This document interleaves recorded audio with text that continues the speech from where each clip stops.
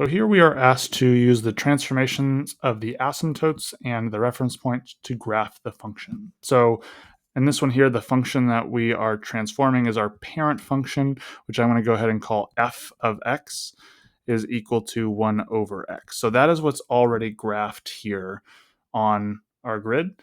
And in this case, we have three different transformations. We have a vertical compression of a factor of -1/2. I also know that I am flipping it vertically because of this negative here.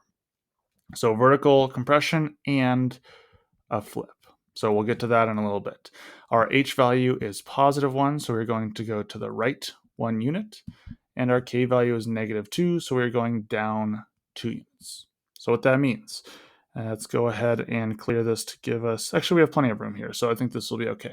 So let's do our shifts first. So we're going to the right one, so we're taking our vertical asymptote, moving it 1 to the right, and then our horizontal asymptote and moving it 2 down. So instead of where the asymptotes meet being at the origin, it is at 1 to the right and 2 down.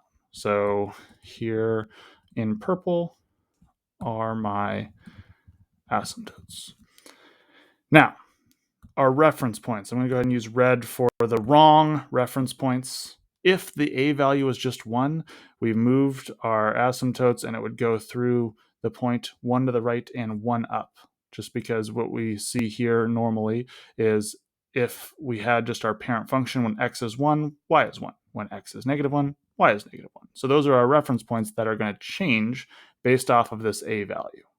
So normally here would be our graph and we would draw our lines and create the graph that way. But because we have this -1/2 for our a value, it is a compression vertically.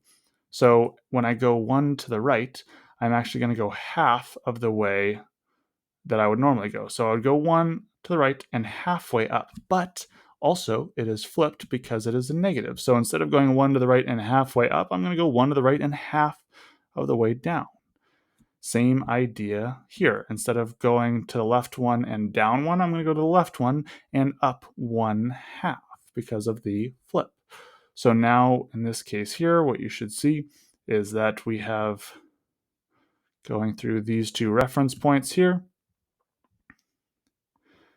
our graph of our g of x.